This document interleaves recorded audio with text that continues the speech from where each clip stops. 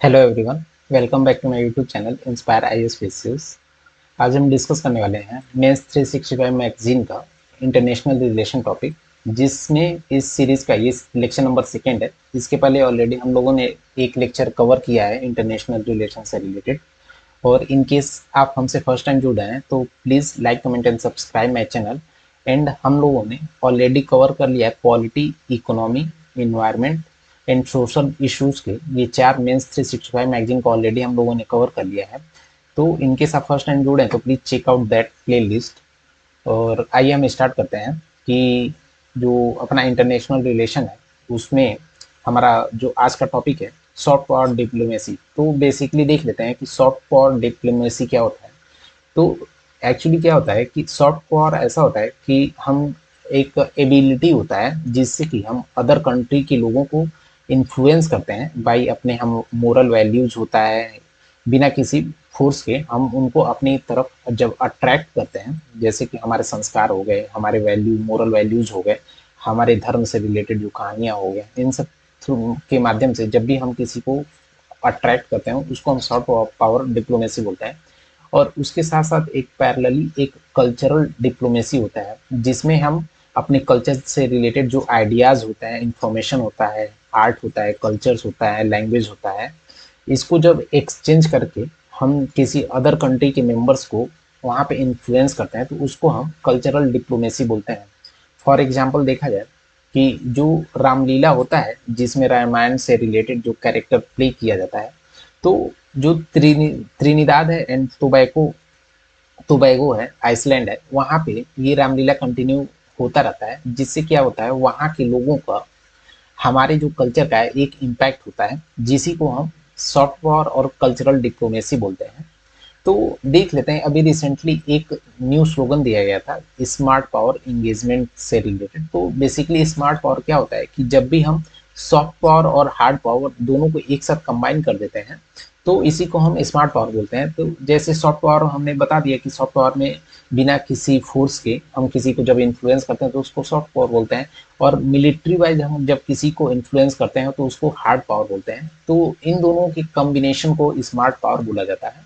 और इस पे देखेंगे कि जो मिनिस्ट्री ऑफ एक्सटर्नल अफेयर है, जो अपना विदेश मंत्रालय, इस पे बार बार फोकस करता है, स्पेशली अपने जो इंडियन डायस्पोरा है। बेसिकली इंडियन डायस्पोरा उसको बोलते हैं जो इंडियन कल्चर्स के लोग होते हैं या इंडियन लोग होते हैं या इंडियन ओरिजिन के लोग होते हैं, अदर कंट्री में जब जाके वर्क करते हैं या माइग्रेंट होके वहाँ पे रहते हैं, तो उनको हम इंडियन डायस्पोरा बोलते हैं। तो देखेंगे कुछ इन सब चीज़ों से रिलेटेड इश्यूज भी हैं जैसे सॉफ्ट पावर और कल्चरल डिप्लोमेसी को लेकर। क्योंकि देखा जाएगा इन लोगों को प्रॉपरली बजट का एलोकेट नहीं किया जाता है हमारे सॉफ्ट पावर डिप्लोमेसी के लिए। और इसके साथ साथ इनमें कोई उतना कोऑर्डिनेशन नहीं होता है। और बहुत सारे केसेस में देखा जाए कि जो स्किल्ड और मोटिवेटेड पावर मैन पावर होता है इसकी भी शॉर्टेज होती है, जिससे कि हम जो ट्रेंड लोग होते हैं उनके थ्रू जब हम सॉफ्ट पावर अपना डिप्लोमेसी अपनाएं। तो ये सारे इससे रिलेटेड कुछ चैलेंजेस हैं। तो इसमें भी इंडिया का क्या क्या अभी करेंटली टूल है जिससे इंडिया अपना कल्चरल डिप्लोमेसी कराता है। जैसे एक तो देखा जाए योगा, जो वर्ल्ड लेवल पे इंडिया ये कर रहा है, प्रमोट कर रहा है। इस ये भी हमारे एक कल्चरल डिप्लोमेसी का पार्ट है, क्योंकि योगा हमारे कल्चर से देखेंगे कि काफ़ी पहले से जुड़ा आया है। इसके साथ इंडिया जो इंडियन सिनेमा होता है इसके थ्रू हम लोगों को कल्चरली और सॉफ्ट पावर डिप्लोमेसी के थ्रू अफेक्ट कर सकते हैं। और इसके साथ साथ जो इंडिया का वैल्यूज़ है और जो टॉलरेंस का लेवल है इसके थ्रू हम लोगों को इन्फ्लुएंस कर सकते हैं। और इसके अलावा कोई पॉइंट इंपॉर्टेंट पॉइंट है तो टूरिज्म देखेंगे कि हमारे पास टूरिज्म भी एक ऐसा पावर है जिससे हम अदर कंट्रीज के लोगों को इम्पैक्ट करते हैं, इन्फ्लुएंस करते हैं। तो अभी एक जो कमिटी थे उसने क्या क्या रिकमेंडेशन दिया था जो जिससे कि हम अपने सॉफ्ट पावर और कल्चरल डिप्लोमेसी को और नेक्स्ट लेवल पे ले जा सकें। तो एक तो डेडिकेटेड डॉक्यूमेंट होना चाहिए कि हमें क्या करना चाहिए क्या नहीं करना चाहिए, ऐसे एक डॉक्यूमेंट के लिए बोला गया था। और इसके अलावा जो अपना Indian council for cultural relation ये ऑर्गेनाइजेशन है, इसमें क्या है कि जो बजट का एलोकेशन है नियरली 20% इंक्रीज करना चाहिए, जिससे कि इनके पास जब सफिशियंट बजट होगा तो ये हमारे जो कल्चर और जो सॉफ्ट पावर है इसको प्रॉपरली हमें प्रमोट करेंगे, जिससे कि इंडिया का एक सुपर पावर बनने में और इंडिया का एक इमेज बनाने में, ब्रांड बनाने में काफ़ी हेल्प करेगा। और इसके साथ साथ जो मिनिस्ट्री ऑफ एक्सटर्नल अफेयर है, विदेश मंत्रालय और आईसीसीआर जो है, इनके बीच में एक प्रॉपर कोऑर्डिनेशन होना चाहिए। जैसे कि जो मिनिस्ट्री ऑफ कल्चर है और मिनिस्ट्री ऑफ एक्सटर्नल अफेयर, इन दोनों के बीच में जब भी प्रॉपर कोऑर्डिनेशन होगा तो हम सॉफ्ट पावर डिप्लोमेसी को और अच्छे तरीके से प्रमोट कर पाएंगे। और इसके साथ साथ जो हमारा इंडियन डायस्पोरा है, जो इंडियन के लोग विदेशों में जाके रह रहे हैं, जॉब कर रहे हैं, उनको हम कैसे इंटरेक्ट कर सकें और कैसे हम इसको प्रमोट कर सकें, इस पर भी फोकस करना चाहिए। और इसके साथ साथ देखेंगे कि सॉफ्ट पावर डिप्लोमेसी के लिए जो रिलीजियस जो डिप्लोमेसी है, प्रमोशन, इसके साथ साथ हमें मेडिकल टूरिज्म पे भी फोकस करना चाहिए। क्योंकि आपको पता होगा, हमने इकोनॉमी में इसको कवर किया था कि इंडिया में बहुत सारे लोग विदेशों से मेडिकल टूरिज्म के लिए, मीन्स मेडिकल ट्रीटमेंट के लिए आते हैं। तो हमें इसको काफ़ी पॉजिटिव वे में प्रोमोट करेंगे तो ये हमारे एक सॉफ्ट पावर डिप्लोमेसी का पार्ट बनेगा और इंडिया का एक ब्रांड क्रिएट होगा, जिससे कि इंडिया को सुपर पावर बनने में भी एक हेल्प करेगा। इंडियन डायस्पोरा का हमने डिफिनेशन बता दिया है कि जो इंडियन लोग रहते हैं वो अदर किसी कंट्री में माइग्रेंट होकर जाके रहते हैं, तो उसको हम इंडियन डायस्पोरा बोलते हैं। तो इससे रिलेटेड क्या क्या कुछ स्टेटस हैं देख लेते हैं कि जैसे ये जब भी दूसरे कंट्री में जाते हैं तो वहाँ उस कंट्री का और इंडिया का, ये दोनों में एक काफ़ी अच्छा रिलेशन बिल्ड होता है। और इसके साथ साथ देखेंगे इंडियन डायस्पोरा पूरे वर्ल्ड में सबसे ज़्यादा है, nearly 31 million people outside India रहती है, इंडियन ओरिजिन के लोग आउटसाइड इंडिया रहते हैं, जिसमें से जो मेजर कंट्री है वो यूएई हो गया, यूनाइटेड अरब एमिरेट्स हो गया, यूएसए हो गया, सऊदी अरेबिया हो गया। तो ये सारे कुछ की कंट्रीज हैं। और इसके अलावा देखेंगे इसका एक बेनिफिट ये है कि जब इंडियन लोग बाहर जाके रहते हैं तो इंडिया को जो रेमिटेंसेज होता है, रेमिटेंसेज बेसिकली जो इंडियन लोग रहते हैं विदेशों में जाके कमाते हैं, तो जो भी उनका सेविंग होता है वो अपने घर पे जब वापस भेजते हैं उसी को रेमिटेंसेज बोलते हैं, क्रॉस बॉर्डर पेमेंट भी बोलते हैं। तो इंडिया का डायस्पोरा जो है, डायस्पोरा वाला पॉपुलेशन इतना इम्पोर्टेंट क्यों है? क्योंकि देखेंगे पहला तो इकोनॉमिक एक्टिविटी की वजह से, क्योंकि जब भी इंडियन लोग बाहर जाके रहते हैं तो वहाँ से जो भी अर्निंग करने के बाद उनकी जो सेविंग्स होता है वो इंडिया में वापस भेजते हैं। तो जैसे इंडिया का एक इकोनॉमिक बूस्ट मिलता है और उस पैसे का गवर्नमेंट जो होता है एक पॉजिटिव वे में यूजेस करती है। और इसके साथ साथ जब भी इंडियन लोग बाहर जाते हैं तो उसमें आइडियाज का शेयर होता है, टेक्नोलॉजी का शेयर होता है। और जो इंडिया में कुछ हद तक जो अनएम्प्लॉयमेंट है वो भी कम हो जाता है, क्योंकि जब बाहर लोग मूव कर जाते हैं तो इससे अनएम्प्लॉयमेंट भी कम होता है। और इसके साथ साथ दूसरा सिग्निफिकेंस है कि जो इंडियन का डायस्पोरा का डिप्लोमेसी है, वो सॉफ्ट डिप्लोमेसी का एक पार्ट है। इससे क्या होता है कि जब दो हमारे देशों के बीच में, सपोज इंडिया और यूएस या इंडिया यूए के बीच में जब भी अच्छे संबंध रहेंगे, रिलेशंस अच्छे रहेंगे, तो किसी स्ट्रेटजिक पॉइंट को लेकर हम नेगोशिएशन काफ़ी अच्छे तरीके से कर पाएंगे। तो इसी को हम बोलते हैं कि डायस्पोरा डिप्लोमेसी। और इसके साथ साथ देखेंगे जब भी दो देशों के बीच में रिलेशनशिप काफ़ी हेल्दी रहेंगे तो उसमें एक्सपीरियंस और एक्सपोजर के काफ़ी चांसेस होते हैं। जैसे योगा हो गया, आयुर्वेदा को हम प्रमोट कर सकते हैं। इंडियन कोजिन्स मीन्स जो होता है कि इंडियन का कल्चरल डाइवर्सिटी होता है, इसको प्रमोट कर सकते हैं। और इसके साथ साथ इसी को बेनिफिट उठाकर देखेंगे कि जो यूएई है वहाँ पे एक हिंदू टेम्पल बनाया गया था जो कि काफ़ी भव्य टेम्पल था। तो ये सारे कुछ सिग्निफिकेंस हैं इंडियन डायस्पोरा के। और इसको प्रमोट करने के लिए गवर्नमेंट ने क्या क्या इनिशिएटिव लिए हैं उसको देखते हैं। पहले तो इंडियन गवर्नमेंट ने इसी को सेलिब्रेट करने के लिए प्रवासी भारतीय दिवस को सेलिब्रेट किया, जो स्पेशली इंडियन के माइग्रेंट पीपल हैं उससे रिलेटेड है। और उनके लिए एक काफ़ी मतलब ऐसा लगे कि उनके लिए सरकार हमेशा साथ में खड़ी है। और दूसरा है कि ऐसे लोगों को इंडिया ने सिटीजनशिप प्रोवाइड करने का भी काम करती है, जिसको ओवरशिप सिटीजनशिप ऑफ इंडिया स्कीम बोलते हैं, जो टाइम और मल्टीपल अदर फैक्टर्स पे डिपेंडेंट होती है। और इसके साथ साथ अदर जो गवर्नमेंट ने इनिशिएटिव लाया था, जैसे स्वर्ण प्रवास योजना, जिसके थ्रू जो इंडियन वर्कर्स हैं जो अब्रॉड में रह रहे हैं उसको प्रमोट कर रही है कि कैसे इंडियन वर्कर्स जो है बाहर जाके वहाँ पे अर्निंग कर सकते हैं, जिससे जो दो नेशंस हैं उनके बीच में हेल्दी रिलेशनशिप डेवलप हो। बट आइए हम जानते हैं कि उससे रिलेटेड कुछ की चैलेंजेस भी हैं।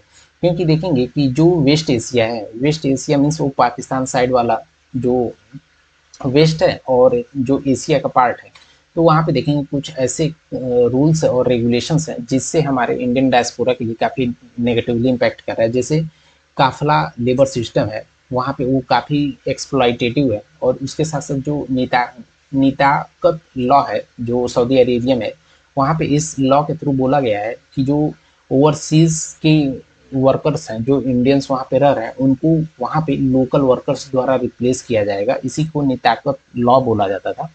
और इसके अलावा देखेंगे कि अगला हमारा चैलेंज क्या है इंडियन डायस्पोरा का, कि यूएस, कनाडा, यूके में देखेंगे कि इंडिया को लेकर जो H1B वीज़ा है, इसको लेकर काफ़ी हमेशा रूल्स रेगुलेशन चेंज होते रहते हैं और इसको पॉलिटिकली मिसयूज या यूज किया जाता है। तो ये सारे कुछ चैलेंजेस हैं। और इसके अलावा देखेंगे कुछ इकोनॉमिक चैलेंजेस भी हैं। जब भी वहाँ पे कॉन्ट्रैक्ट से रिलेटेड कोई इशू होता है तो वहाँ पे रहने वाले जो इंडियन माइग्रेंट्स होते हैं उनको काफ़ी इशू क्रिएट होता है। और इसके साथ साथ वहाँ पे देखेंगे जो रेसिज्म होता है, जेनोफोबिया मीन्स सपोज कोई अदर कंट्री का लोग, जैसे इंडिया के लोग जाके यूरोप में रह रहे हैं तो वहाँ पे उन लोगों के साथ इनकेस कुछ भेदभाव होता है, उसी को जेनोफोबिया बोलते हैं। फिर क्रिमिनलाइजेशन होगा, क्योंकि वहाँ पे यूएस में देखा जाएगा कि गन कल्चर काफ़ी ज़्यादा है वहाँ पे। तो ये सारे कुछ की चैलेंजेस हैं जो इंडियन डायस्पोरा द्वारा फेस किया जाता है। और इसका क्या क्या वे फॉरवर्ड होना चाहिए कि हमें एक तो प्रॉपर लेबर एक्सपोर्ट एग्रीमेंट बनाना चाहिए, कि जिससे कि जो भी हमारे लेबर एक कंट्री अपनी कंट्री से दूसरे कंट्री में जाते हैं तो उनको इस एग्रीमेंट के थ्रू उनको एक प्रोटेक्शन मिले। और ऐसे लोगों को हमेशा गवर्नमेंट को हमेशा इंश्योरेंस का स्कीम्स प्रोवाइड करना चाहिए, कि जिससे कि इनकेस वो बाहर रह रहे हैं, उनके साथ कुछ गलत होता है तो उनकी फैमिली को एक प्रॉपर सपोर्ट सिस्टम रहे। और इसके साथ साथ स्पेशल इकोनॉमिक जोन पे फोकस करना चाहिए, जिससे कि जो एनआरआई और पीआई होता है ये लोग वहाँ पे अपने प्रोजेक्ट्स का सेटअप कर सकें। हमारा अगला टॉपिक है रेमिटेंसेस टू इंडिया। मीन्स देखेंगे रिसेंट कुछ टाइम में इंडिया में रेमिटेंसेस काफ़ी बढ़ गए हैं, तो इसके क्या क्या रीजंस हैं। इनकेस हमारे पढ़ाने से रिलेटेड आपको कुछ भी डाउट्स है, इश्यूज है, तो प्लीज़ कमेंट करके बताइए, या फिर हमारे टेलीग्राम चैनल पे जुड़ सकते हैं जिसका लिंक हमने वीडियो के डिस्क्रिप्शन में दिया हुआ है। और इनकेस आपको अगला वीडियोस किसी स्पेसिफिक टॉपिक की चाहिए तो प्लीज़ कमेंट करके बताइए, हम ट्राई करेंगे उस टॉपिक पर अपना लेटेस्ट वीडियो लाने के लिए। तो प्लीज़ हमें कमेंट करके फीडबैक दीजिए कि आपको हमारा लेक्चर कैसा लग रहा है, जिससे कि हम आपके फीडबैक के अकॉर्डिंग जो भी रहे उसको एक्सप्लेन करें। तो देख लेते हैं कि जो रेमिटेंसेस है इंडिया में इतना क्यों बढ़ रहा है। क्योंकि रिसेंट में 2023 में देखेंगे कि इंडिया ने 125 बिलियन डॉलर का रेमिटेंसेस रिसीव किया था, जो कि देखेंगे कि नियरली 18 मिलियन इंडियन पीपल के द्वारा भेजा गया था। और ये जो रेमिटेंसेज है मेजरली जो होता है हाई स्किल्ड जो माइग्रेंट होता है, जो यूएस में, यूके में, सिंगापुर में रहते हैं, वहाँ पे नियरली 30%, इसका 36% जो अमाउंट है सिर्फ इन्हीं 3 कंट्री से भेजा गया था। मीन्स देखा जाएगा तो नियरली 50 बिलियन डॉलर तो सिर्फ यूएस, यूके और सिंगापुर से आया था। और इसके अलावा सेकेंड जो लार्जेस्ट सोर्स था हमारे रेमिटेंसेस का वो था यूएई, यूनाइटेड अरब एमिरेट्स, जो कि यूएस के बाद आता है। और नियरली वो वहाँ से 18% का जो कंट्रीब्यूशन था रेमिटेंसेस का वो सिर्फ यूएई से आया था। तो अभी देख लेते हैं जो रेमिटेंसेज हो वो इंडिया के लिए क्यों इतना इम्पोर्टेंट है। क्योंकि देखेंगे कि जब भी रेमिटेंसेज इंडिया ज़्यादा रिसीव करता है तो इसका ये मीनिंग होता है कि वहाँ पे जो भी इंडिया से बाहर लोग रह रहे हैं वो सेविंग पे ज़्यादा फोकस कर रहे हैं। तो जब भी सेविंग पे ज़्यादा फोकस कर रहे हैं तो इससे क्या रहता है कि हमारे इंडिया में इकोनॉमी में काफ़ी डिमांड बढ़ता है। और इसके अलावा देखेंगे कि इंडिया को जानते होंगे कि इंडिया ऑयल की वजह से हमेशा इंडिया का फिजिकल डेफिसिट बना रहता है। तो ये एक डेफिसिट को फुलफिल करने का काम करता है, और जिससे कि हमारा जो फॉरेक्स रिजर्व है वो भी काफ़ी मेंटेन रहता है। और इसके अलावा देखेंगे कि इंडिया का जब भी हमारा रिमिटेंसेस बढ़ेगा तो इंडिया का जो क्रेडिट वर्दनेस रहेगा वो भी काफ़ी बढ़ेगा, क्योंकि एक ट्रस्ट बिल्ड होगा तो क्रेडिट भी एक काफ़ी अच्छा बूस्ट होगा। बट रेमिटेंसेस से रिलेटेड जैसे कुछ कंसर्न्स भी हैं। देखेंगे कि रेस्ट्रिक्टिव मेजर मीन्स बहुत सारे केस में देखेंगे कि जो इटली हुआ, जर्मनी हुआ, नॉर्वे हुआ, स्वीडन हुआ, यहाँ पे एक इंटरनल बॉर्डर पे चेक्स रहते हैं, जो कि ये काफ़ी उन लोगों को इंडियन डायस्पोरा के लिए नेगेटिवली इम्पैक्ट करता है। और बहुत सारे केसेस में देखेंगे जब भी इंडियन के लोग वहाँ पे किसी अदर कंट्रीज में रहते हैं, यूरोपियन में या फिर जो गल्फ कंट्रीज है या फिर नॉर्थ अमेरिकन कंट्रीज, वहाँ पे रह के इंडिया में पैसे भेजते हैं तो वहाँ पे जो रेमिटेंस का सर्विस चार्ज रहता है वो काफ़ी अधिक होता है, जो कि नियरली 12% तक भी है। तो ये काफ़ी अधिक होने की वजह से उनका सेविंग पे इम्पैक्ट होता है। और वहाँ पे देखेंगे कि इन्फ्लेशन ज़्यादा है, तो इन्फ्लेशन ज़्यादा होने की वजह से करेंसी में काफ़ी इश्यूज आता है कि पैसे कभी भेजते हैं तो यहाँ पे कम मिलता है। तो ये सारे की चैलेंजेज है, और इसके अलावा जब भी रेमिटेंसेस है, मनी लॉन्ड्रिंग और ब्रेन ड्रेन है, ये काफ़ी मेजर इशू है। कि सपोज इंडिया में हम लोग पढ़ाई करते हैं और जब भी इंडिया को कंट्रीब्यूट करने की बारी आती है तो वो लोग विदेश चले जाते हैं, जिससे कि ब्रेन ड्रेन होता है।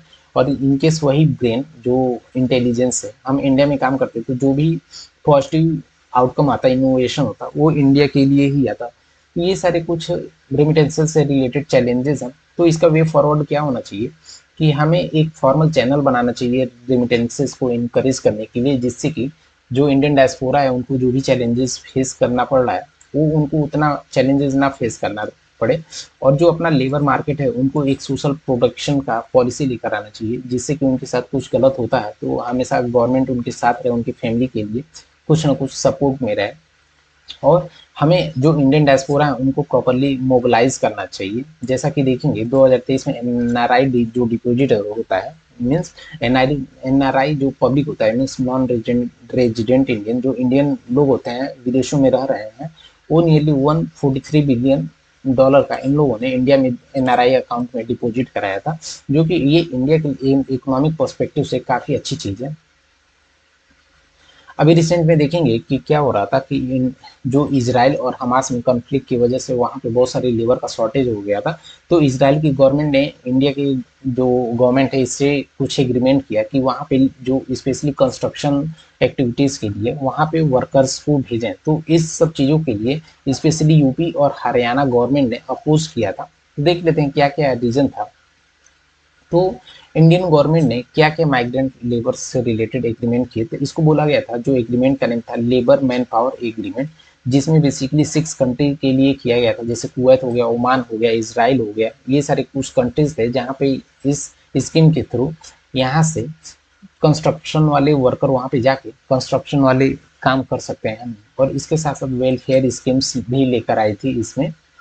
और इसको प्रमोट करने के लिए गवर्नमेंट ने कुछ स्कीम्स लेकर आए हैं, जिसको प्रयास बोला गया है शॉर्ट में, जिसका फुल फॉर्म है promoting regular assisted migration for youth and skilled professional, जो कि मिनिस्ट्री ऑफ एक्सटर्नल अफेयर द्वारा लाया गया था 2023-24 को टारगेट करते हुए, जिससे कि हम अपने इंडिया से जो स्किल्ड कंस्ट्रक्शन वर्कर हैं उनको अदर जो 6 कंट्रीज हैं जैसे कुवैत, ओमान, इसराइल, यहाँ पे हम भेज सकें। इससे क्या होगा कि इंडिया का जो एम्प्लॉयमेंट है वो भी कंट्रोल होगा, और इसके साथ साथ जब इंडियन लोग बाहर जाके कमाएंगे तो वहाँ पे उनका सेव्ड किया हुआ पैसा जब भी वो रिटर्न भेजेंगे तो इंडिया को रेमिटेंसेस बूस्ट होगा, जो कि इंडिया को फॉरेक्स रिजर्व भी मेंटेन करने में काम आएगा।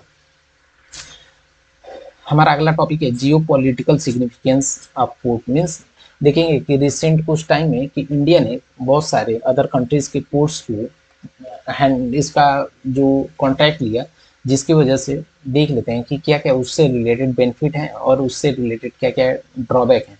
रिसेंटली जो अपना चबहार पोर्ट है जो ईरान का, बेसिकली यहाँ पे देखेंगे चबहार है, ये ईरान है, ये अपना प्यारा भारत है, और यहाँ पे ये पाकिस्तान है। तो हम देखेंगे कि जब भी हमें जो पाकिस्तान के अलावा जो सेंट्रल एशियन कंट्रीज है और वहाँ पे उसका यूरोपियन कंट्री वहाँ पे जाने के लिए एक शॉर्ट रास्ता अपनाने के लिए यहाँ से मुंबई के मुंबई के पोर्ट से हम यहाँ पे चबहार पोर्ट पे पहुंचे। चबहार पोर्ट पे अफगानिस्तान होते हुए हम सेंट्रल एशियन कंट्री में भी पहुंच सकते हैं, और इसके साथ साथ जो यूरोपियन कंट्री है रसिया हो गया, यहाँ पे भी इसका हमें एक्सेस मिल जाएगा। तो इसलिए ये चबहार पोर्ट इंडिया के लिए इतना इम्पोर्टेंट हो जाता है, क्योंकि देखेंगे कि जो ग्वादर पोर्ट है यहाँ पे चाइना का कंट्रोल है। तो इस चीज को टैकल करने के लिए इंडिया ने इस पे काफी फोकस किया था। चबहार पोर्ट पे ईरान से इसका 10 साल का लीज लिया था, एग्रीमेंट किया था।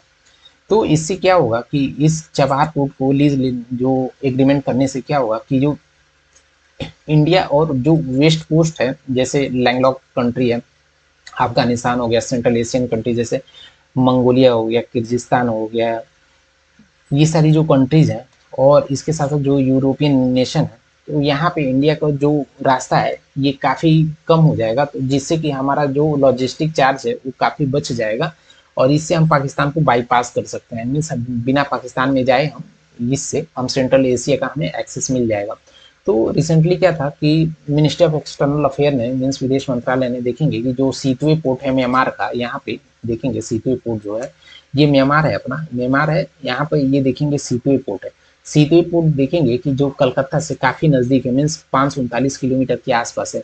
तो हम यहाँ पे जब हमें इसका एक्सेस मिल जाएगा तो देखेंगे कि हमारी जो ये 7 सिस्टर्स जो स्टेट्स हैं, जैसे असम हो गया, त्रिपुरा हो गया, मेघालय, मिजोरम, नागालैंड, तो इससे यहाँ से एक्सेस मिल जाएगा, जिससे कि हमें ये जो चिकन नेक है जिसको सिलीगुड़ी कॉरिडोर बोलते हैं, तो इसका एक बैकअप प्लान है कि जिससे कि इनकेस हमें यहाँ पे समुद्र के रास्ते में इजीली यहाँ पे एक्सेस मिल जाए और ट्रांसपोर्टेशन इजी हो जाए। क्योंकि जानते होंगे यहाँ पे हिमालय पर्वत की वजह से यहाँ का जो सिलीगुड़ी कॉरिडोर है वो काफ़ी डिफिकल्ट और एक काफ़ी एक सकरा रास्ता है। तो इसको टैकल करने के लिए ये सीतुए पोर्ट पे सरकार का काफ़ी फोकस था। और ये जानते होंगे सीतुए पोर्ट कलादान रिवर पे बनाया गया है और यहाँ पे एक multi modal transit transport system है जो कि एक जियोपॉलिटिकल का स्ट्रेटजिक टूल है। तो देख लेते हैं जो Kaladan multi modal transit transport project है, इससे क्या हुआ कि हमारा जो ईस्टर्न पोर्ट है, ईस्टर्न पोर्ट मीन्स विशाखापट्टनम हो गया, कलकत्ता हो गया, हल्दिया हो गया, वाईजैग, कोलकाता, यहाँ से देखेंगे कि हम डायरेक्ट सीतुए पोर्ट को कनेक्ट करेंगे और सीतुए पोर्ट से डायरेक्ट हम अपने जो ईस्टर्न कंट्रीज हैं, ईस्टर्न स्टेट्स हैं इंडिया के, उससे हम कनेक्ट कर सकते हैं यहाँ पे, और बांग्लादेश को हम बाईपास कर सकते हैं। तो इससे हमें अदर कंट्रीज जो हैं, स्पेशली जो बांग्लादेश हुआ और सिलीगुड़ी कॉरिडोर हुआ, इस पे हमारा डिपेंडेंसी कम होगा। तो जो पोर्ट है ये हमारे लिए इतना स्ट्रेटजिकली इंपॉर्टेंट क्यों हो जाता है, क्योंकि इसको हम एज जियो पॉलिटिकल एसेट के तौर पे देख सकते हैं। क्योंकि वहाँ पे सपोज हम कहीं पे कांटेक्ट करते हैं तो वहाँ पे इंडियन नेवी डिप्लॉय होगी, तो इससे क्या रहेगा कि हमारा सिक्योरिटी भी बिल्ड होगा। तो ये काफ़ी अच्छे वे में हमें हेल्प करेगा और हम अदर कंट्रीज को मॉनिटर भी कर सकते हैं ज़रूरत पड़ने पे। इसके साथ साथ जो मैरीटाइम सिक्योरिटी है इंडियन ओशन का, जो हमारा ये इंडियन ओशन है, यहाँ पे देखेंगे जहाँ हमारा कंट्री है, तो यहाँ पे जो इंडियन ओशन है यहाँ पे हम प्रॉपरली इसको सर्विलांस कर सकते हैं। और सीधे पोर्ट आ जाने की वजह से जो बे ऑफ बंगाल वाला एरिया है, बे ऑफ बंगाल वाला एरिया है, यहाँ पे हम प्रॉपरली मॉनिटर भी कर सकते हैं अपने नेवी के थ्रू। और इसके साथ साथ जब भी हम सीधे पोर्ट का हमारा जब भी कॉन्ट्रैक्ट हुआ है, एग्रीमेंट हुआ है, तो इससे क्या हुआ कि इंडिया है और यहाँ पे म्यांमार है, इन दोनों के बीच में कंट्री का कोऑपरेशन एक दूसरे में काफ़ी बढ़ेगा। तो ये सारे मल्टीलेटरल रिलेशनशिप और बायलेटरल जो रिलेशनशिप है इससे काफ़ी अच्छे बूस्ट करेंगे। और इसके साथ साथ इकोनॉमिक जो सिग्निफिकेंस है देखेंगे, कनेक्टिविटी बूस्ट होगा तो हमारा ट्रेड के लिए काफ़ी जो लॉजिस्टिक चार्ज है वो बच जाएगा और कंट्री का जो ग्लोबल वैल्यू चेन है इसमें हमारा योगदान काफ़ी बढ़ जाएगा। और इसके साथ साथ देखेंगे कि जब भी हमारा वहाँ पे कॉन्ट्रैक्ट एग्रीमेंट हो जाने की वजह से देखेंगे कि जो वो पोर्ट सिटीज़ हैं वो ग्लोबल लेवल पे राइज करेगा और उसका एक पूरे विश्व में एक पहचान बनेगा। इसके साथ साथ जो ग्वादर पोर्ट है, ग्वादर पोर्ट जो कि पाकिस्तान में पड़ता है, चाइना के इसमें कंट्रोल में है, इसको हम टैकल कर सकते हैं। बट इससे रिलेटेड कुछ चैलेंजेस भी हैं, क्योंकि देखेंगे चाइना ने इंडिया को काउंटर करने के लिए स्ट्रिंग ऑफ पर्ल्स लेकर आया था, जो कि इंडिया ने उसको टैकल करने के लिए नेकलेस ऑफ डायमंड बिछाया था, जिसको मैप में देख लेते हैं कि चाइना ने क्या किया था कि जो इंडिया का ये कोस्टल एरिया है यहाँ पे सर्विलांस और इसको मॉनिटर करने के लिए देखेंगे कि जो ये क्योक 5 पोर्ट है यहाँ पे, फिर इसके साथ साथ हम्बनटोटा श्रीलंका का हो गया, पोर्ट ऑफ डोरालेह जो है जिबूती का। इसके साथ साथ देखेंगे कि जो ग्वादर पोर्ट है पाकिस्तान का, इसको एग्रीमेंट पे ले लिया था इंडिया को काउंटर करने के लिए। बट इंडिया ने एक क्या किया कि इससे बड़ा एक सीरीज बनाया जिसी को हम diamond of necklace of diamond बोलते हैं, जिसमें इंडिया ने म्यांमार से सीधे जो पोर्ट है उसको कॉन्ट्रैक्ट ले लिया। इंडिया का अपना यहाँ पे अंडमान निकोबार जो आइसलैंड है ये हो गया। इसके साथ साथ जो अगलेगा आइसलैंड है इस पे इसका इंडिया का एग्रीमेंट हो गया। और इसके साथ जो मिनिकॉय आइसलैंड है इस पे भी इंडिया ने अपना एग्रीमेंट किया। और यहाँ पे चबहार ईरान का हो गया और ओमान का देखेंगे डाकम पोर्ट जो हो गया। तो इससे इंडिया ने जो नेकलेस ऑफ डायमंड डेवलप किया चाइना को काउंटर करने के लिए। तो ये इससे क्या होगा कि इंडिया का एक काफ़ी स्ट्रेटजिक ये मूव है। और बहुत सारे केसेस में देखेंगे, जैसे यहाँ पे उनका जो संप्रभुता है, स्पेशली जो श्रीलंका का है, चाइना ने क्या किया, उसको दे के श्रीलंका को उसमें कर्ज में फंसा दिया, और इस चीज़ का फायदा उठाकर जो श्रीलंका का यहाँ पे हम्बनटोटा पोर्ट है, इसको 100 ईयर्स के लिए लीज पे ले लिया। तो इससे जो किसी भी देश का संप्रभुता है, सोवेनिटी है, इसका लॉस होता है। और इसके अलावा देखेंगे सेफ्टी और सिक्योरिटी का कंसर्न है, क्योंकि जब भी यहाँ पे चाइना अपने सर्विलांस वाले जो शिप्स हैं यहाँ पे लाके खड़ा कर देता है, तो ये हमेशा मॉनिटर और ट्रैकिंग करता रहता है कि इंडिया अपने यहाँ पे इस लेवल पे कौन कौन से सेटेलाइट स्पेस से रिलेटेड क्या क्या मिशन पे काम कर रहा है, इसको ट्रैक और सर्विलांस करता रहता है। तो इससे रिलेटेड इंडिया के रिस्पेक्ट में क्या क्या चैलेंजेस हैं, क्योंकि देखेंगे इंडिया और इससे जो चाइना है एक दूसरे के जियोपॉलिटिकल राइवलरी में एक फंस गए हैं। और इसके अलावा देखेंगे इंडिया के पास जो फाइनेंस का रिसोर्सेज है ये काफ़ी लिमिटेड है, तो इंडिया का अननेसेसरी इसमें भी पैसे खर्च होते हैं, जो कि इंडिया इन केस ऐसा नहीं रहता तो फिर वो दूसरे अपने डेवलपमेंटल प्रोजेक्ट में लगाता, और इससे जो पॉवर्टी हंगर उससे जो सीरियस कुछ कॉज है उसमें हेल्प करता। इसका वे फॉरवर्ड क्या होना चाहिए कि हमें जो इससे रिलेटेड क्या क्या पोर्ट से रिलेटेड क्या क्या रिस्क को मॉनिटर करना चाहिए, हमें ग्लोबल जो पार्टनरशिप्स हैं उस पर फोकस करना चाहिए कि हमें जो मल्टीलेटरल या बाईलेटरल जो रिलेशनशिप्स है पार्टनरशिप उसको बिल्ड करें, जो रीजनल मल्टीलेटरल पार्टनरशिप है उस पर फोकस करें, जैसे क्वाड क्वाड हो गया, I2U2 हो गया, means Israel, India, UAE and US, इस पे भी फोकस करें। और इसके साथ साथ जो वेस्टर्न इंडियन ओशन से रिलेटेड कंट्रीज हैं, जैसे देखेंगे ये इंडिया का कोस्टल एरिया है, तो यहाँ पे जानते होंगे कि ईस्ट साइड में वेस्ट होता है, ईस्ट साइड में साउथ होता है, ये नॉर्थ हो गया और ये ईस्ट हो गया। तो जो वेस्ट में जो और ये इंडियन ओशन में यहाँ पे जो ये कंट्रीज इन सब चीज़ में कंट्रीज हैं, इससे हम कैसे अच्छे रिलेशनशिप बिल्ड कर सके, इस पर भी फोकस करना चाहिए। हमारा अगला टॉपिक है, क्योंकि देखेंगे इंडिया का जो क्रूड ऑयल था ये इस चीज़ का जो पॉलिसी था, स्ट्रेटजिक टूल था, इसको लेकर यूरोपियन कंट्रीज और जो अमेरिकन कंट्रीज ने काफ़ी क्रिटिसाइज किया था, क्योंकि यहाँ पे बोला गया था कि इंडिया ने इसको रसिया को वो उसका क्रूड ऑयल खरीद के उसको सपोर्ट कर रहा है। तो देख लेते हैं इंडिया का इसका क्रूड ऑयल से रिलेटेड क्या क्या स्टेटस है। इंडिया जानते होंगे इंडिया थर्ड लार्जेस्ट कंज्यूमर है ऑयल का, क्रूड ऑयल का। पहले पे आता है यूएस, दूसरे पे चाइना और तीसरे पे इंडिया आता है। और देखेंगे कि इंडिया के लिए जो मेजर सप्लायर हैं वो पहले रसिया है, इराक है, सऊदी अरेबिया, यूएई है।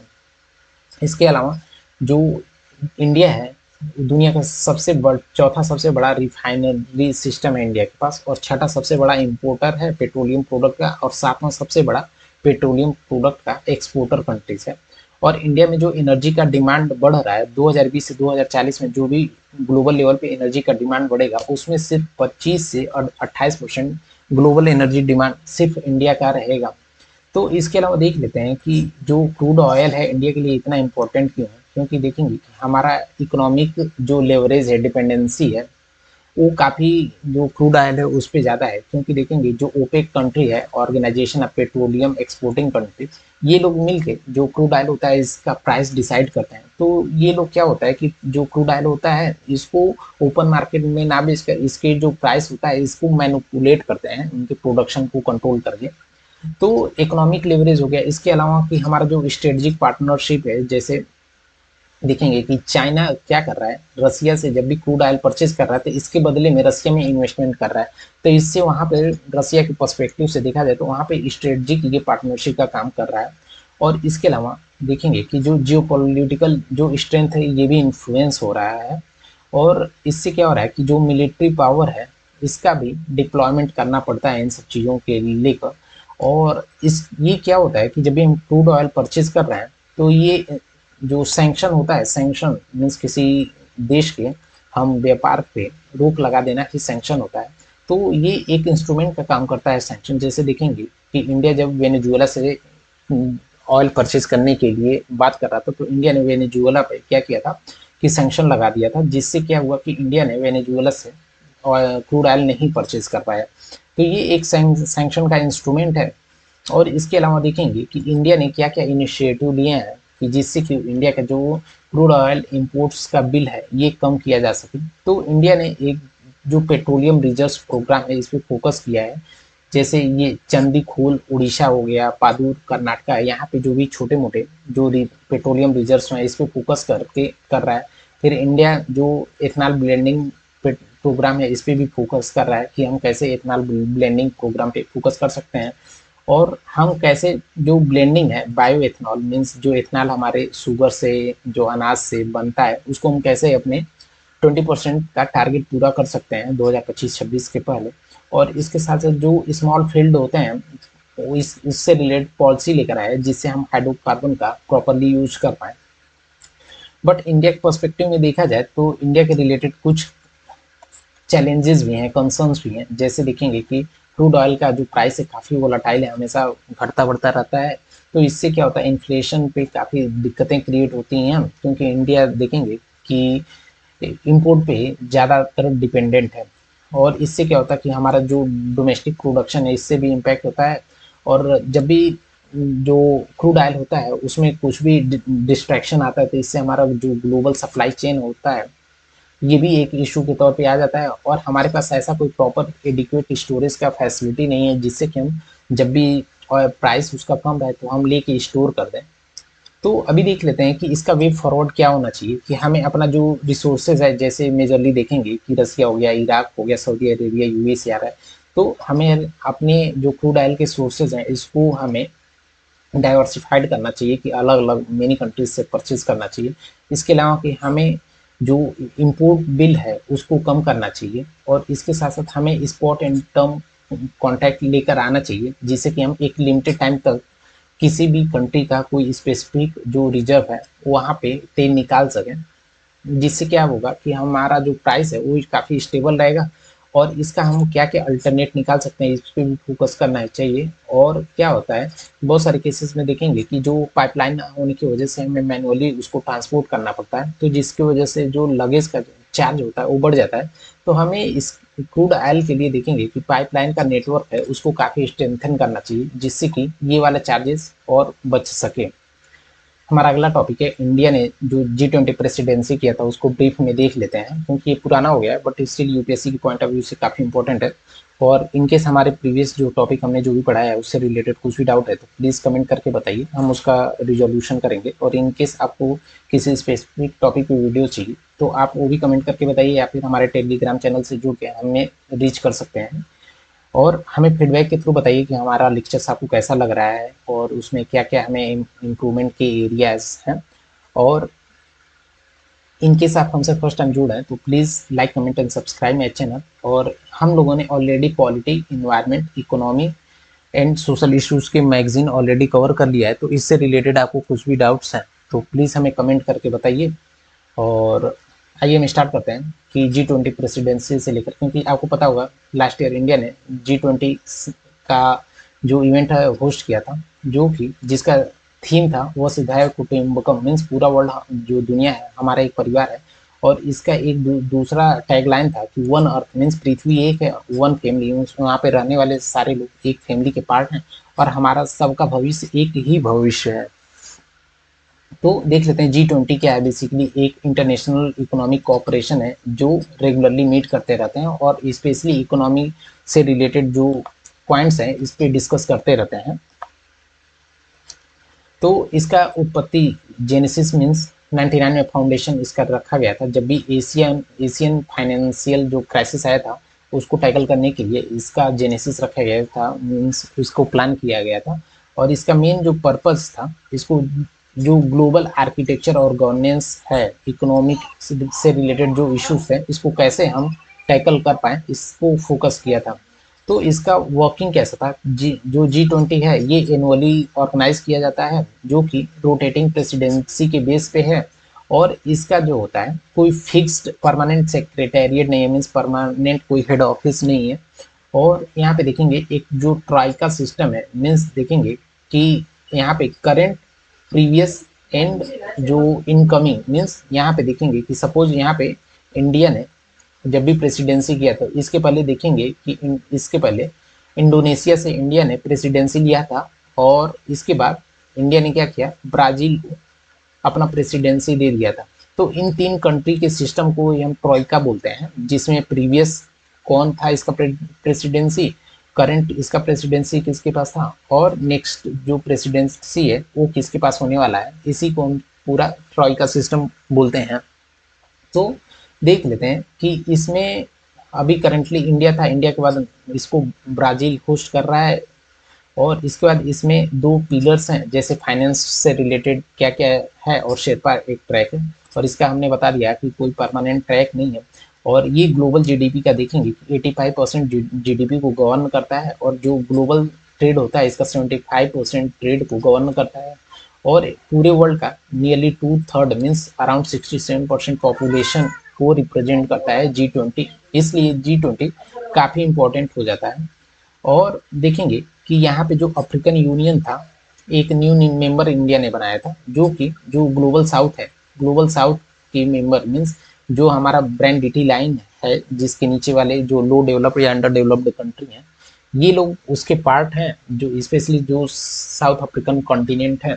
तो देख लेते हैं कि G20 से रिलेटेड क्या क्या अचीवमेंट है। कि इंडिया में जब पूरे वर्ल्ड में 2008-9 में जो यूरोजोन का क्राइसिस आया था, तो G20 ने काफ़ी पॉजिटिव वे में इसको हैंडल किया था। कोविड-19 के टाइम पे इसने रेस्क्यू पैकेज निकाले थे, और इसके साथ साथ जो ग्लोबल लेवल पे टैक्स रिफॉर्म है इसको लेकर आया था। तो G20 इतना इम्पोर्टेंट क्यों है? क्योंकि देखेंगे कि ये एक ग्लोबल फाइनेंशियल स्टेबिलिटी को प्रमोट करता है, और जो डेवलपमेंटल चैलेंजेज है, जैसे पॉवर्टी हो गया, इंफ्रास्ट्रक्चर और सस्टेनेबल डेवलपमेंट, इसको कैसे टैकल करना है, इस पे भी इसका काफ़ी जो हो रहता है प्रमोशन रहता है। और जो ह्यूमन जो रिसोर्सेज हैं इनका कैसे डेवलपमेंट है, एम्प्लॉयमेंट पे कैसे फोकस कर सकें।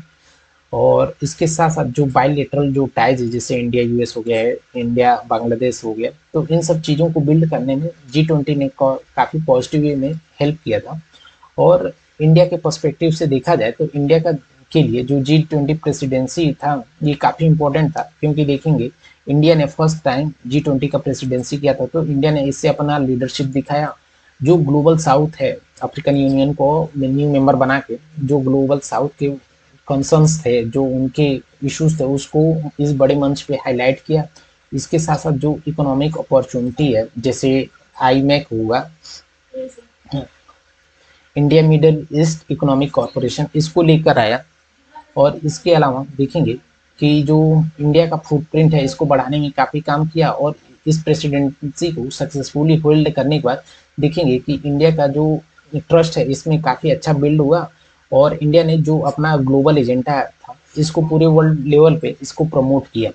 तो देख लेते हैं इससे रिलेटेड क्या क्या चैलेंजेस थे G20 से रिलेटेड, क्योंकि यहाँ पे देखेंगे हर कंट्री का अपना अपना इंटरेस्ट होता है।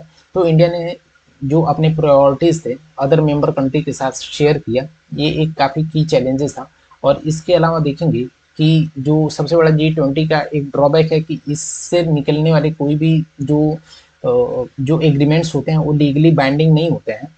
ये सिर्फ गवर्नेंस के लिए काम आते हैं, लीगली बाइंडिंग नहीं होने की वजह से इसमें एक जो इफेक्टिव पावर का एक लैक है। फिर जियो पॉलिटिकल टेंशन, जैसे यूक्रेन रशिया हो गया, यूएस चाइना टेंशन, इसकी वजह से G20 के जो इफेक्टिवनेस पे सवाल खड़ा किया जाता है।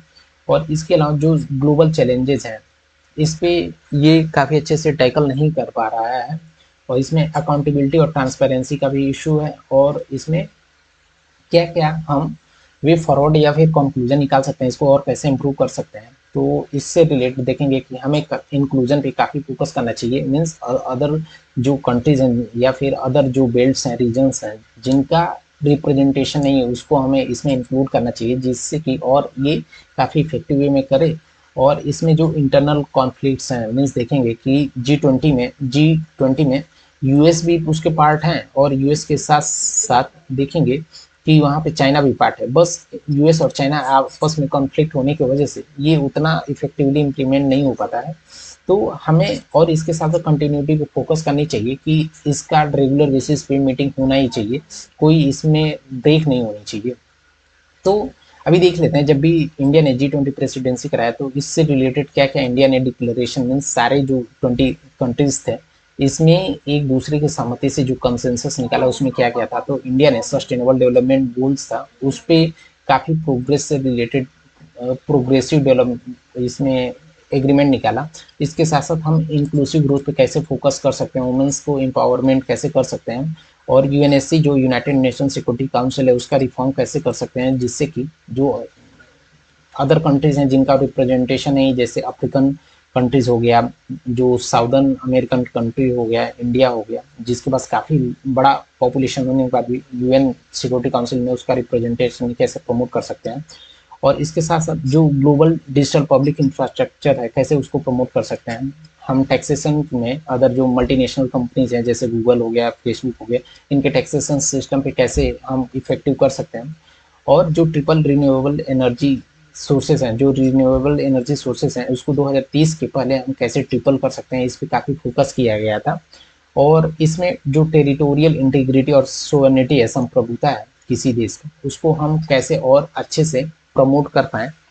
तो इस पे ये कुछ की चैलेंजेस थे, और इस पे इंडिया का जो न्यू दिल्ली डिक्लेरेशन था इस पे फोकस किया गया था। तो आइए हम देख लेते हैं कि जो इंडिया मिडल ईस्ट, जो India middle east Europe economic corridor था, आईमेक जिसको शॉर्ट में बोलते हैं, ये इसका क्या क्या बेनिफिट है। तो देखेंगे कि ये G20 के टाइम पे इसको लाया गया था, जिसमें इंडिया हो गया, Saudi Arabia, UAE, France, Germany, Italy and European commission ने मिलकर इसको लॉन्च किया था।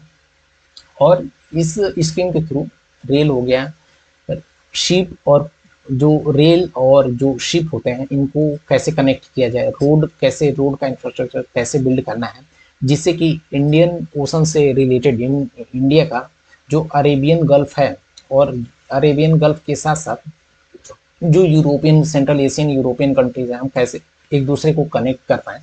तो इसमें देख लेते हैं कि ये जो बेसिकली लाया गया था, India, UAE, Saudi Arabia, Jordan, Israel, Europe, in country के थ्रू पास होगा। क्योंकि देखेंगे सपोज यहाँ मुंबई से यहाँ पे निकलता है, तो यहाँ से निकल के पहले तो जाएगा यूएई में जाबेल अली, फिर इसके बाद जाएगा यूएई के ऐसे होते हुए एआई गुआई फत से सऊदी अरेबिया के बाद यहाँ पे जाएगा इजराइल, इजराइल के बाद यहाँ पे ग्रीस होते हुए हम जो यूरोप में एंटर कर सकते हैं इससे।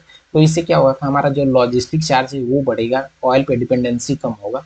तो ये सारे कुछ इसके बेनिफिट्स हैं, जिसमें हम इस रूट के थ्रू हम इलेक्ट्रिसिटी का केबल भी बना सकते हैं। जो हमारा इंटरनेशनल सोलर अलायंस है वहाँ पे भी हेल्प इससे करेगा, हम डिजिटल कनेक्टिविटी पे बूस्ट कर सकते हैं। और क्लीन हाइड्रोजन का जो मिशन है, जिसमें हम हाइड्रोजन को एज एनर्जी के अल्टरनेटिव के तौर पे यूज करें, इसमें ये हेल्प करेगा। तो आईमेक का इतना सिग्निफिकेंस क्यों है, क्योंकि इसके आ जाने से देखेंगे कि जो अपना इंडिया है, इंडिया और यूरोप के बीच में जो ट्रांसपोर्टेशन का सिस्टम है वो काफ़ी इजी हो जाएगा। और इससे क्या होगा कि जो बिल का ट्रांसपोर्टेशन चार्जेस है वो हमारा बचेगा, और इसके साथ साथ जो ट्रेड का कॉस्ट है वो भी बच जाएगा, और हमारा जो रीजनल कनेक्टिविटी ये बूस्ट होगा। इकोनॉमिक एक्टिविटी जो है ये भी हमें यूनाइट हो जाएंगे, जिससे कि हमारा जो यूके हो गया, यहाँ पे देखेंगे कि यूएई हो गया, सऊदी हो गया, इंडिया हो गया, जब भी इनके थ्रू कोई एक कॉमन रास्ता बन जाएगा तो ये दो जो कंट्रीज हैं एक दूसरे के काफ़ी करीब आ जाएंगे। और ये इससे क्या होगा कि जब लॉजिस्टिक चार्ज बचेगा तो कार्बन का इमिशन कम होगा और सस्टेनेबल डेवलपमेंट पे फोकस करेगा। तो इंडिया के पर्सपेक्टिव से ये देख लेते हैं कि ये इंडिया के पर्सपेक्टिव से आईमेक जो है इतना इम्पोर्टेंट क्यों है। क्योंकि देखेंगे कि इससे क्या होगा कि इंडिया और यूरोप के बीच में जो ट्रेड होता है उसका नियरली जो 40% लॉजिस्टिक चार्ज है वो बच जाएगा, क्योंकि डिस्टेंस काफ़ी कम हो जाएगा इससे। तो जो आईमेक है और चाइना का जो बेल्ट एंड रोड इनिशिएटिव, इसका एक कंपैरिजन कर लेते हैं, क्योंकि दोनों एक मेगा जो ट्रांसनेशनल प्रोजेक्ट है, और जो चाइना का न्यू सिल्क जो रूट है ये काफ़ी बड़ा है आईमेक की कंपैरिजन में। तो दोनों को कंपेयर कर लेते हैं। तो जो ये आईमेक हो गया और ये बिल्ट एंड रोड इनिशिएटिव, इसका जो डिजाइन है ये कोलैबोरेटिव मीन्स डिफरेंट कंट्री एक साथ आकर और डिफरेंट कंट्री पैसे इसमें इन्वेस्ट करेंगी अपने बेनिफिट के अकॉर्डिंग। तो ये एक कोलैबोरेशन है, जबकि जो बिल्ट एंड रोड इनिशिएटिव है फुल्ली स्पॉन्सर्ड है चाइना के द्वारा। और जो आईमेक है इससे बेनिफिट क्या होगा कि जो इस रास्ते से आने वाली जितनी भी कंट्री पड़ेंगी इसको सारा बेनिफिट होगा, वहाँ पे इकोनॉमिक एक्टिविटीज बढ़ेंगी। बस जो बेल्ट एंड रोड इनिशिएटिव यहाँ पे देखेंगे कि ये बेसिकली जो चाइना का इंटरेस्ट है और जो पॉलिटिकल मूव के लिए चाइना के लिए क्या क्या बेनिफिट है इसको देखते हुए बनाया गया है। और इसमें जो एम्प्लॉयमेंट जनरेट होगा, तो आईमेक के केस में क्या होगा कि जिस कंट्री का से पास होगा उस कंट्री के लिए वहाँ पे एम्प्लॉयमेंट जनरेशन होगा। But belt and road initiative में देखेंगे कि जो चाइनीज कंपनी है बेसिकली उन्हीं को एम्प्लॉयमेंट मिलेगा। और इससे डेट का प्रैक्टिस है इसमें कोई उतना इशू नहीं है, बट जो बेल्ट एंड रोड इनिशिएटिव इसमें डेट का काफ़ी बड़ा इशू है, क्योंकि डेट जो चाइना है डेट ट्रैक जो डिप्लोमेसी है उस पर फोकस करता है। बट आईमेक से रिलेटेड कुछ जो चैलेंजेस है जैसे कॉम्प्लेक्स जियो पॉलिटिकल मीन्स देखेंगे कि हर कंट्री का हमेशा एक दूसरे से अच्छे रिलेशंस नहीं रहते हैं, तो ये एक काफ़ी बड़ा चैलेंजेस है। जैसे यूएस का हो गया, ईरान हो गया, या फिर इंडिया टर्की का हो गया, तो ये सारे हमेशा रिलेशनशिप अच्छे नहीं रहते हैं, तो इसका एक इम्पैक्ट होगा। और जो एग्जिस्टिंग राइवलरी मीन्स चाइना का बीआरआई प्रोजेक्ट है ये इस पे इम्पैक्ट करेगा। फिर लॉजिस्टिक चैलेंजेस है कि हमें एक सपोज शिप से हमने जो ये लगेज ट्रांसफर किया, बट वहाँ पे जाने के बाद फिर रेल में या फिर किसी अदर ट्रांसपोर्ट मोड में चेंज करना, ये लॉजिस्टिक चैलेंजेस है। इसके अलावा देखेंगे सिक्योरिटी का चैलेंजेस है, बहुत सारे कंट्री इन्वॉल्व होने की वजह से वहाँ पे जो रीजनल देखेंगे कि टेररिज्म की वजह से भी दिक्कतें हैं। और फाइनेंशियल कमिटमेंट मीन्स देखेंगे कि वहाँ पे बहुत सारे कंट्रीज ऐसे हैं इतने सक्षम नहीं कि इतने पैसे वहाँ पे लगा पाए।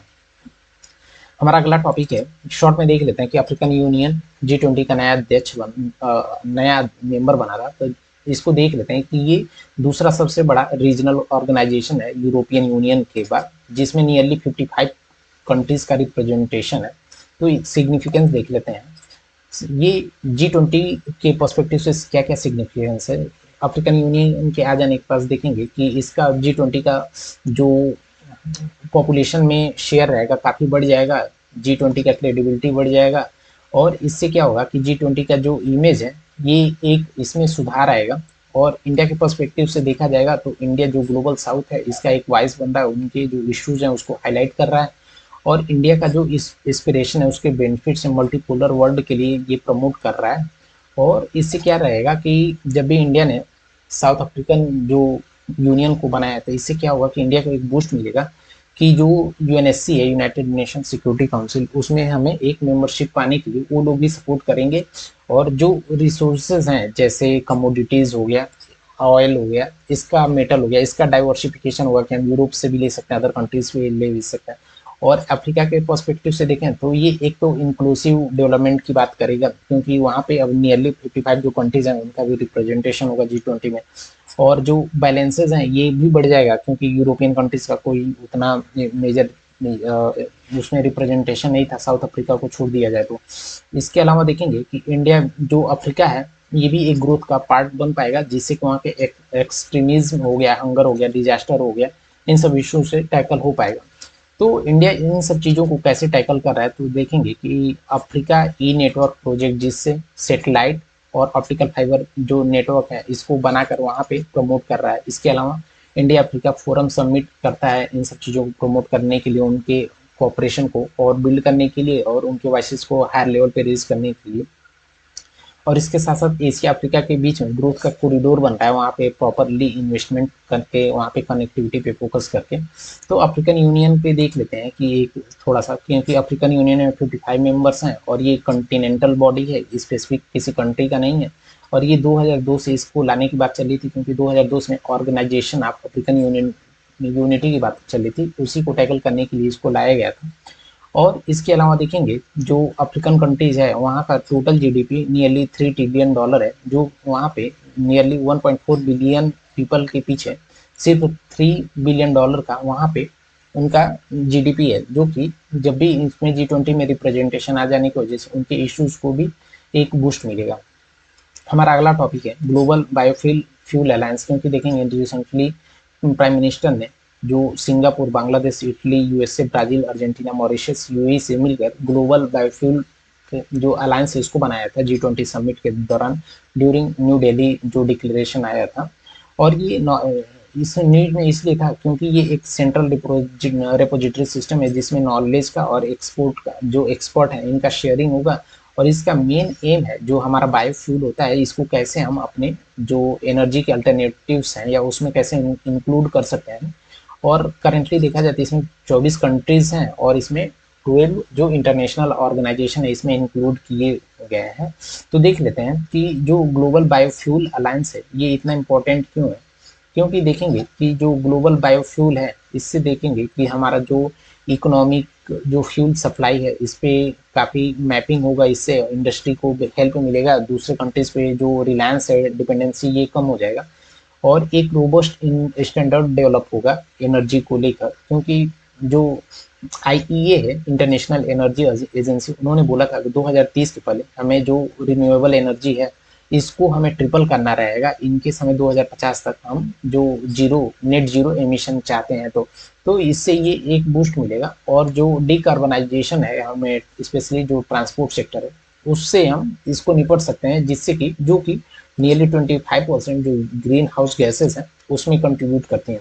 तो इंडिया के लिए ये क्या क्या बेनिफिट है। एक तो इंडिया का जो बायोफ्यूल इनिशिएटिव है ये पीएम जीवन योजना, सतत योजना, इसके थ्रू प्रमोट कर रहे हैं। इससे जब भी बायोफ्यूल होगा तो उनके जो किसान का अनाज होगा उसको, उससे भी उनका फार्मर्स का इनकम बढ़ेगा, और जो हमारा ऑयल का डिपेंडेंसी अदर कंट्रीज पे उस पर डिपेंडेंसी कम होगा। और जो इंडिया का जो नेशनल टारगेट है कि हम 20% एथनॉल का ब्लेंडिंग कर लें 2025-26 के पहले, इसको भी एक बूस्ट मिलेगा, और इंडियन जो इंडस्ट्रीज हैं एथनॉल से रिलेटेड उस पर भी बूस्ट मिलेगा। तो इसको इम्प्लीमेंट करने में चैलेंजेस क्या है, क्योंकि देखेंगे कि पहला चैलेंज है कि जो सस्टेनेबल फ्यूल है इसका कोई प्रॉपर डिफिनीशन नहीं है। फिर जो उतने डेवलप्ड कंट्री नहीं है उनके पास टेक्नोलॉजी का प्रॉपरली ट्रांसफर नहीं होता है कि वो कैसे इसको प्रोसेस में प्रोग्रेस कर सकते हैं। और जो जियो पॉलिटिकल कंसंट्रेशन है, स्पेशली देखेंगे कि ऑयल प्रोड्यूसिंग नेशंस है वो इस फ्यूल के बारे में ये उतना फेवर नहीं कर रहे हैं, क्योंकि उनको पता है कि एक बार ये सक्सेस हो गया तो उनका जो क्रूड ऑयल का डिपेंडेंसी ये कम हो जाएगा, और इसमें काफ़ी ग्रोथ है, काफ़ी स्लो हो रहा है। और इसमें प्रोडक्शन से रिलेटेड भी चैलेंजेस, किस इन केस बायोफ्यूल आ रहा है तो उसमें उसमें अनाज का उतना प्रोडक्शन भी होनी चाहिए, जिससे कि वहाँ पे उसका जो एथनॉल के थ्रू हम इसको अपने फ्यूल में कन्वर्ट करके हम अपने रेगुलर जो एनर्जी नीड्स है उसको फुलफिल कर सकें। तो आज के लिए हम यहीं पे अपना लेक्चर स्टॉप करते हैं। इनकेस आपको पढ़ाने, आपको हमारे लेक्चर से रिलेटेड कुछ भी डाउट है तो प्लीज़ कमेंट करके बताइए, and please like comment and subscribe my channel. और इनकेस आपको कुछ भी डाउट है तो आप हमारे टेलीग्राम चैनल पे जुड़ के हमसे सवाल पूछ सकते हैं। Thank you for the watching. Please like comment and subscribe.